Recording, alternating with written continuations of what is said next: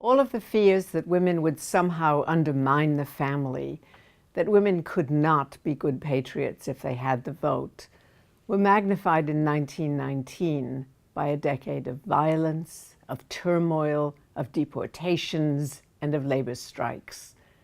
Historians sometimes call 1919 the year of the first Red Scare. When we look back at it, we see the pressures of African Americans who had served as soldiers during World War I for a bit more freedom, and a migration of black workers from south to north, where they seemed to threaten the jobs of an immigrant working class. Trade unions were not illegal, but organized protests and boycotts of workers were. So when workers struck for better wages, state troops often cruelly put them down. To combat growing fear of the Bolshevik Revolution that had unleashed chaos in Tsarist Russia, the federal government rounded up communist and socialist sympathizers and deported immigrants suspected of anarchism. They wielded the club of citizenship rudely, depriving some, like Emma Goldman, who had earned her citizenship through her short-lived marriage, of their status. Goldman and many of her friends were shipped back to the newly established Soviet Union in the winter of 1919.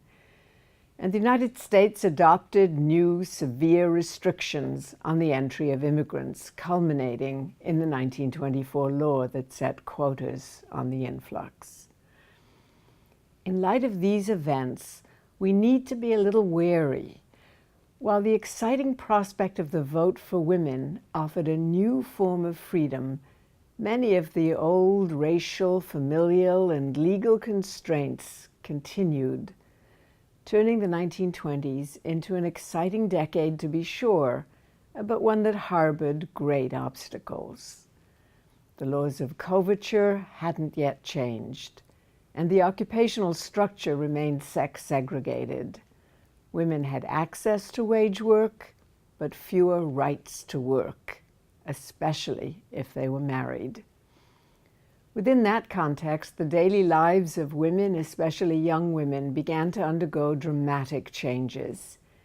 It's worth taking a look at those changes because they'll tell us something not only about how women began to think about themselves in new ways, but also how they would react to the economic depression that would begin in the late 1920s.